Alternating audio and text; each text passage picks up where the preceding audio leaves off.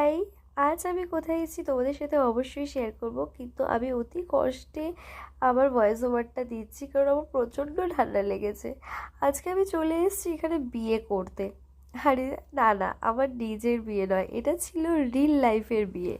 Actually আমি এখানে কোথায় এসেছি তোমরা নিশ্চয়ই দেখে বুঝতে পারছো। ইয়েস, এটা ছিল শুটিং ফ্লোর, মানে এটা ছিল স্টুডিও।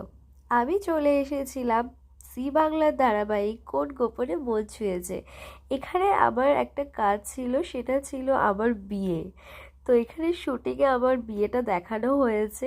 ইয়েস, এত সুন্দর করে এই শুটিং ফ্লোরটাকে সাজানো হয়েছে, দেখে মনে হচ্ছে না বলো যে রিয়েল লাইফের এখানে বিয়ে হবে। ইয়েস, এখানে একটা রিয়েল লাইফের বিয়ে হচ্ছে, নট রিয়েল। খুব সুন্দর করে শুটিং ফ্লোরটাকে সাজানো হয়েছে। মনেই হচ্ছিল না যে এটা যে কোনো কোনো শুটিং চলছে। ইয়েস,